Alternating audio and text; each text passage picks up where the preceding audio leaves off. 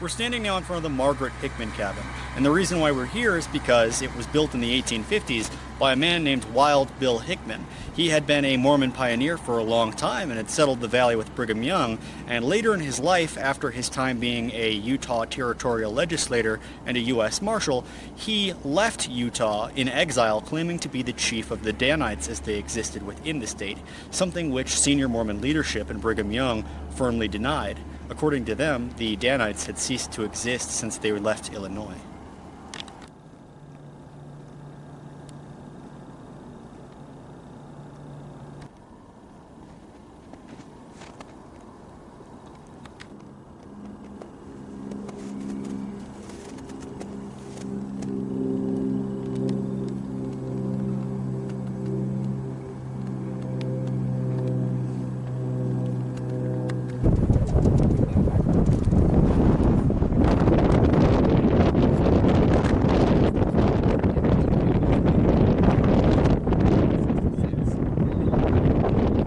Behind me now is East Hickman Canyon, which would have been perfect for an outlaw like Hickman, and geographically it could have been used for him to convince people that any outlaw activities were done at the behest of the Indians. Basically, this is just south of Grantsville and Tooele, which back in the 1850s and 60s would have been popular for miners, military, and just people that the Mormons didn't necessarily like, bringing in their negative influences. Obviously, if you came in from the California Gold Rush, if you were a miner, you'd probably bring in alcohol, gambling, and brothels, and all these vices. So people like Hickman found these folks easy prey. And, you know, you had the Pony Express just a couple miles down the road, and that was run by Porter Rockwell, who kind of teamed up with Hickman at various points in his career. Now, Hickman's hounds could have been out here doing all of these nefarious activities, and the Go Shoot lived just over the mountain range. They'd been pushed over there by the settlement in Grantsville, and it would have been very easy to blame suspicious deaths on the Go Shoot. And, I mean, you had Mormon battles with the Indians happening back in the 1850s, the early 1850s. So Hickman built his cabin up here just south of a populated settlement because he liked to be alone, and his gang operated out here in Rush Valley all the time. Well, apparently there was an infestation of Mormon crickets because naturally this is a floodplain, and when the flood came through, it just bred the crickets, and they forced Hickman out because he also did some legitimate agricultural business. And you know, when you have your entire crop destroyed by these crickets, it's gonna force you out. And Hickman then later took up a job with the marshals in Salt Lake, and the rest is history. But this is kind of where his gang got its start.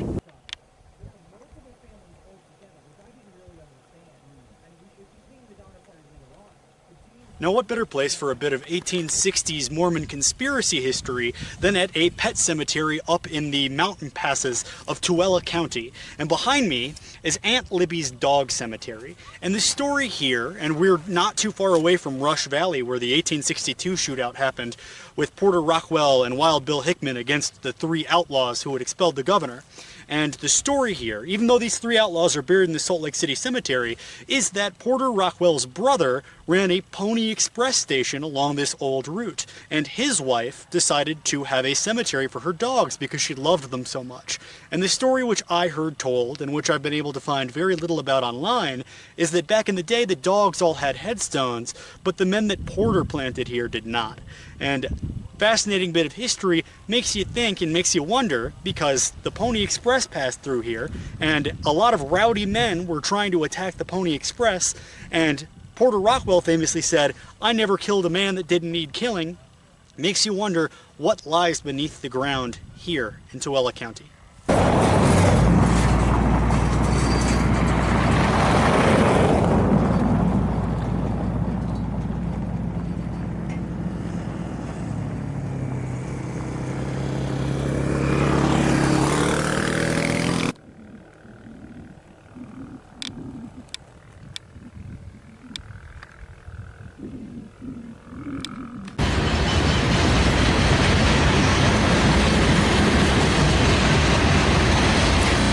Private Thomas Conley was killed in Eagan Canyon, August 13th, 1860. His official cause of death is listed as killed in a gunfight with Mormon agitators, but I've heard of different battles happening in Eagan Canyon in the past. It's called Eagan Station, and this was a very popular spot for Paiutes. And where I read specifically about his death, it was a battle with the Indians in 1860 that wounded 2 other people and killed Connolly. Now, Porter Rockwell controlled part of this territory. Basically, Eagan Station was a stop along the old Pony Express, and the stop immediately preceding this was Rockwell's station. So Rockwell himself warned not to travel the well-accepted routes and to stay off them because he was warning of white Indians. So in the report to the War Department of the Department of Utah, which at the time included Nevada, said that Indians killed him. But sometime between there and when he was buried, it was acknowledged that he was very likely killed by what they called Mormon agitators. Private John Connolly was also a casualty of the Indian Wars. He was the only casualty at the Battle of Egan's Station along the Pony Express, and the story of Egan's Station is absolutely harrowing. I'm going to tell it over a little bit closer to the station itself in Shelbourne, but you've got 4 infantry officers, a Pony Express rider, somebody who intermarried to the Hawaiian royal family, and someone who died at a battle along the express station. A really fascinating slice of Western culture, and it's not even on Google Maps. And Eagan Canyon was also used by the Mormon battalion. They were coming in from Utah, and you can see here both the Pony Express trail that they later kind of repurposed it into, and also how dry it is out here. There are a lot of natural springs though, and the canyon and mines begin here, and gold was discovered here around 1872.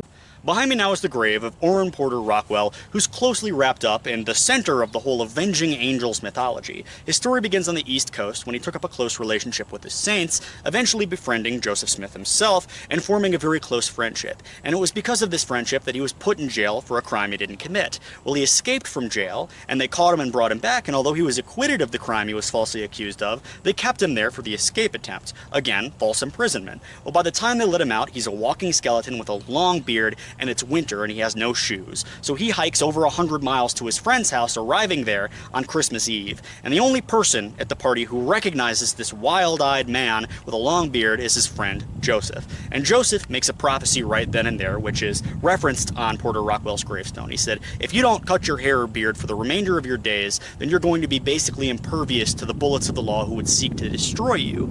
And after this, there's an assassination attempt on Lilburn Boggs' life. Boggs is the governor that ordered the extermination of the Mormons that resulted in the Haun's Mill Massacre and the War of 1838. Well, he doesn't die, and when they ask a lot of Mormon officials who did it, they started accusing Porter Rockwell, and they would all say the same thing. Well, if Boggs is still alive, then it clearly wasn't Porter Rockwell. And Rockwell would also say, I've never killed a man that didn't need killing, and after Joseph Smith was assassinated, he was trying to make it back up to Carthage to see his friends, and he sees this mob of people chasing a single man, a church elder, on horseback, taking shots at him. Well, Rockwell holes up at a little ditch, and he starts sniping them, picking them off at over 100 yards before they, in fear of their lives, hightail it back to Carthage. So when they migrate west, Porter Rockwell accompanies them, and he takes up a strange relationship with a man named William Adams Hickman, kind of known by the name of Wild Bill. And William Adams Hickman, he led a gang called Hickman's Hounds, and their rivals were a gang led by Joachim Johnson. Both of these gangs, in the 1860s, when the U.S. Army arrived, they would go out and rustle cattle from the Army and steal their supplies and kind of just be a thorn in their side. And because there was kind of a lot of nepotism and corruption in the government, both Rockwell and Hickman, in spite of being outlaws, although Rockwell was a little more straight-edge outlaw, he only killed people that needed killing, they were both U.S. Marshals, so they were both technically the law. Well, there was a bunch of shootouts between these gangs, and oftentimes people in Salt Lake would be caught in the crossfire, and Lot Elijah Huntington, who was a member of Johnson's gang, which was opposed to Hickman, got into a shootout with Hickman at the Salt Lake Temple, and over 60 shots were fired, one of them hitting Hickman right in the hip. So when this Rush Valley shootout happens, when this, they're chased the governor out, they pursued them up into Tooele County, and when the 3 had surrendered, Porter Rockwell, who was the marshal at the time, shot 3 of them in the forehead. and one of these was Lot Huntington. So basically this was a blood feud that had ended in Porter Rockwell reining it in because he understood that everybody there was a bad guy. And a year or so passes before Jason Reed Luce, who's a member of Hickman's gang, he decides to go and kill a rival member of Joachim's gang who's still around. And these, you know, it's all gang war and it's fights and brawls in Salt Lake City. Well, Luce thinks that we've got Rockwell on our side, so I can just kill him in broad daylight and then hold my knife in the air and boast victoriously for 15 minutes. Well, he's arrested, and up until the day of his execution, he's bragging, I'm gonna get out of this. I know the church leadership, I know people. And he's finally executed, and he apparently faced it bravely, but he was confused. Why didn't anybody come to save me? I'm a member of Hickman's gang, and we're all on the side of Porter Rockwell. You know, he should come and bail me out of here, because it had happened a lot before. Well, this kind of established Rockwell as a mainstream figure, and Hickman as kind of this outlaw marshal who nobody really liked, and he would go on to kill people in a more willy-nilly attitude. He had a very lackadaisical view on who he should kill. So eventually Hickman grows jealous of the attention that Rockwell is receiving, and he starts claiming, Hickman does, that he's a leader of the Danites, this sort of secret Mormon vigilante band that was supposed to have been disbanded in 1838 when they came over to Utah. And Hickman goes on to get into a lot of trouble with church leadership, and he claims that they sent me on a mission. Brigham Young sent me on a mission to assassinate the kind of military leader of Utah at the time, a man named Patrick Edward Connor. And he said, well, I'm friends with Patrick Connor, something that I don't believe Patrick Connor ever confirmed. So he went up to Camp Douglas and said, I'm a leader of the Danites and the church is corrupt and you gotta save me. But it was also a big dispute over Hickman had a bunch of wives, I think 20 something, and the church was telling him, you know, you're gonna have to get rid of those pretty soon. And he was also in a lot of trouble with the church, so he went up and the army protected him, but they treated him as this madman that they would just kind of store away up in Wyoming until they needed him for a trial against Brigham Young that never came. And Hickman would die, an elderly man living in a dugout in the side of a hill in remote Wyoming. So I've come out to the Lander Pioneer Museum, and I was talking a little bit with the locals here, and they told me that they have a file on Wild Bill Hickman, and apparently this is proof. 1882, he lived up near Baldwin Creek in Lander, and the local woman I talked to, she says that her cousins actually own a ranch along Baldwin Creek where they believe he's buried. And Bill Hickman, he has a huge family. He had dozens of wives, and his children are interested in finding his grave, but her cousin now owns this ranch, and they're adamant that they don't want it turned into a pilgrimage because they're afraid that they're going to rebaptize Wild Bill and make him a saint. Apparently there's a pile of rocks there about as tall as I am. It's behind the ranch. You can't really see anything from the road. And there's 3 dugouts. At least one of them's been turned into a bit of a root cellar now. Here's a map here showing Baldwin Creek and generally where this location is that he would have been. Location of the William Adams Hickman Place on Baldwin Creek, following an old Indian trail.